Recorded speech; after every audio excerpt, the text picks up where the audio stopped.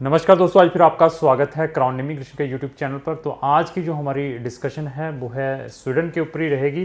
Sweden का जो सितंबर का इनटेक चल रहा है उसकी जो फाइनल नोटिफिकेशन 16 अप्रैल को आनी थी वो आ चुकी हैं। क्योंकि पहले मैंने 9 अप्रैल को बताया था कि उन्होंने मास्टर वालों की जो एडमिशन नोटिफिकेशन है वो इशू कर दी हुई हैं, जिन बच्चों ने 60 क्रेडिट और 120 क्रेडिट की मास्टर डिग्रीज में अप्लाई किया हुआ था।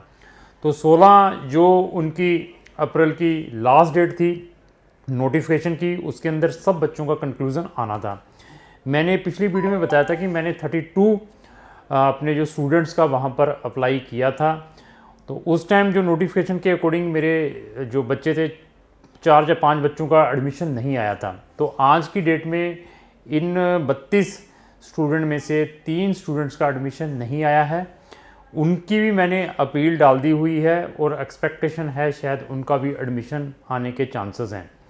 जिसका नहीं आया है वो बच्चों के बारे में बताऊंगा। मैंने लास्ट वीडियो में बताया था कि मेरे पास 2 बच्चे थे मास्टर इन इंग्लिश में जिन्होंने की थी।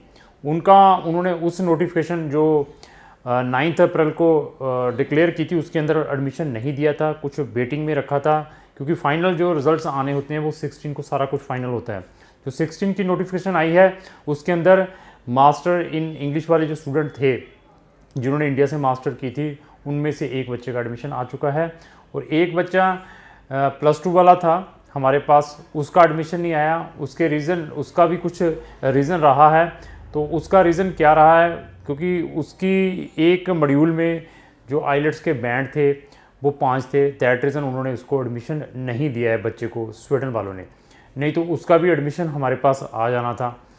जो थर्ड स्टूडेंट है, थर्ड स्टूडेंट का मैंने पिछली वीडियो में भी बताया था कि उसके कोई प्रोग्राम में प्रॉब्लम आ गई। उसने प्रोग्राम जो अपने सेलेक्ट किए थे सितंबर वाले इनटेक में, तो वो काफ़ी हाई प्रोग्राम्स सेलेक्ट किए थे, उसका उन्होंने वेटिंग लिस्ट में डाला है। तो उन्होंने, लेकिन लास्ट टाइम उसका एडमिशन आ गया था, लास्ट टाइम उसने फिर अप्लाई नहीं किया था। तो इस बारी उन्होंने जिस प्रोग्राम में लास्ट टाइम एडमिशन आया था एडमिशन नहीं दिया। तो क्यों उन्होंने ये बताया कि आपने इससे हाई वाले प्रोग्राम अप्लाई किए हैं तो इसमें हमने आपको वेटिंग में रख दिया, जो इससे लो वाले होते हैं उसको हम डिलीट कर देते हैं। तो उसके ऊपर भी मैंने वहाँ का जो यूनिवर्सिटी एडमिशन है उनको लिखा है। तो अभी एडमिशन आने के बाद अभी हम इन बच्चों की फ़ीसें ट्रांसफ़र करवाएंगे। जिन बच्चों का एडमिशन नहीं भी आया है उनके लिए हमारे पास और भी बहुत सारे ऑप्शंस हैं। मैंने फिर बताया कि क्राउन इमिग्रेशन कभी भी किसी भी कंट्री के ऊपर डिपेंडेंसी लेकर नहीं चलती, चाहे वो कनाडा, चाहे ऑस्ट्रेलिया, चाहे न्यूजीलैंड है। हमारे पास लॉट ऑफ ऑप्शंस हैं। अगर बच्चे का यहाँ से एडमिशन नहीं आया तो हमें मालूम है कि अभी इसके लिए फर्दर क्या ऑप्शन रहेगा जहाँ पर इसका एडमिशन आ जाएगा और वीज़ा आ जाएगा। क्योंकि बच्चे बड़े रिजिड होते हैं कि मैंने सर स्पेसिफिक कंट्री में जाना है, स्पेसिफिक प्रोग्राम में जाना है, उस कारण ऐसी प्रॉब्लम्स आती हैं। तो ये भी देखिए कि हमारा जो एडमिशन का जो सक्सेस रहा है वो बहुत ही बढ़िया रहा है। मैंने फिर बताया कि वी आर वेरी टेक्निकल और हम खुद सिस्टम के ऊपर बैठ के, कंप्यूटर के ऊपर बैठ के सर्च करते रहते हैं। क्योंकि जब भी आपने अपना कोई प्रोग्राम स्वीडन में सिलेक्ट करना है, एटलीस्ट सबसे पहले उसकी रिक्वायरमेंट ज़रूर चेक करें। उसके बाद एटलीस्ट ये देखें कि उस प्रोग्राम के लिए, इंटरनेशनल स्टूडेंट्स के लिए कितनी सीट्स हैं। ऐसी चीज़ें चेक करना बहुत इंपॉर्टेंट होता है। लेकिन हमारे कुछ बच्चे बड़े रिजिड होते हैं, उसके कारण कई बच्चों का वो एडमिशन रह जाता है। इसमें हमारे एक डॉक्टर का भी एडमिशन इसी के कारण रह गया। 3 डॉक्टर थे, 2 की सिलेक्शन आ गई थी, एक को एडमिशन उस स्पेसिफिक प्रोग्राम में नहीं मिला।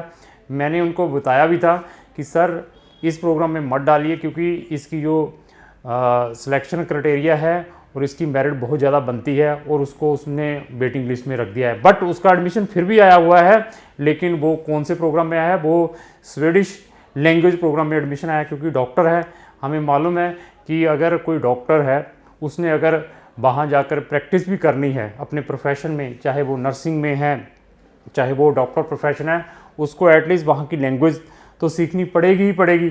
तो इसलिए हमने उसका स्वीडिश लैंग्वेज में भी डाला हुआ था, उसमें उसका एडमिशन आ गया, जो मैंने उनको सजेस्ट किया था। बट वो उसको भी अवॉइड कर रहे थे।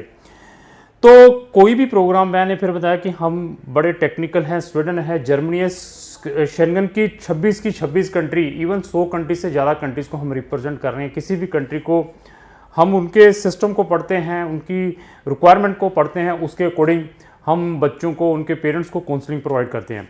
स्वीडन से रिलेटेड अगर आपकी कोई भी क्वेरी है तो आप एक बार क्राउन इमिग्रेशन का ओपिनियन जरूर लें।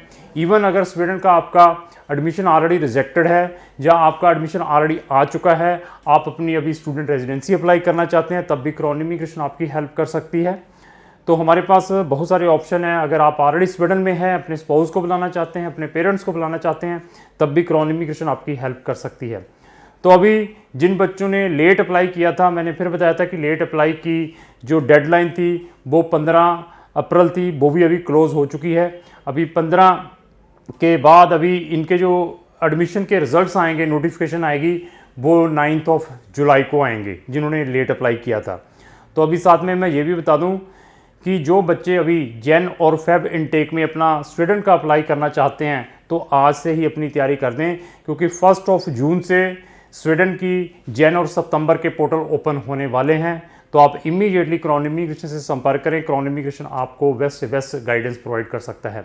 अभी हम आते हैं, हमारे पास स्टिल सितंबर इनटेक के लिए कुछ कंट्रीज़ हैं जो अभी भी हम उन कंट्रीज़ में आपका एडमिशन में हेल्प कर सकते हैं अगर आपकी प्रोफाइल अप्रोप्रिएट है। हमारे पास लाटविया है, लिथुआनिया है, डेनमार्क में 1 या 2 कॉलेज हैं बिजनेस से रिलेटेड, वो भी अवेलेबल है अगर आपने वहाँ पर एडमिशन लेना है। इसी तरीके से स्पेन है, लग्जमबर्ग की 30 अप्रैल लास्ट डेट है अगर लग्जमबर्ग में भी डालना चाहते हैं। तो इसी तरीके से ये इस्टोनिया है, इन कंट्रीज़ के स्लोवेनिया है, ये कंट्रीज़ की अभी भी सितंबर के इनटेक ओपन है अगर आप सितंबर में इन कंट्रीज़ में भी जाना चाहते हैं।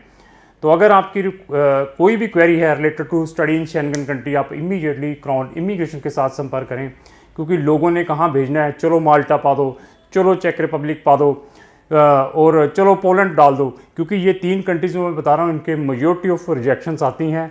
इन कंट्रीज़ को आपने अवॉइड भी करना है। मैंने फिर बताया इन कंट्रीज़ को वही कंसल्टेंट प्रमोट करते हैं जिनका काम सिर्फ एडमिशन करवाने का है, तो उनके पास एक ही कंट्री का ऑप्शन होता है, लेकिन हमारे पास बहुत सारी कंट्रीज़ हैं। अगर आप स्वीडन में या शेंगन की किसी भी कंट्री में एज ए स्टूडेंट जाना चाहते हैं, विद स्पाउस, विदाउट आइलेट्स, तो आप इमीडिएटली क्राउन इमिग्रेशन के साथ संपर्क करें। क्राउन इमिग्रेशन आपकी प्रोफाइल देखने के बाद बेस्ट से बेस्ट गाइडेंस प्रोवाइड कर सकती है।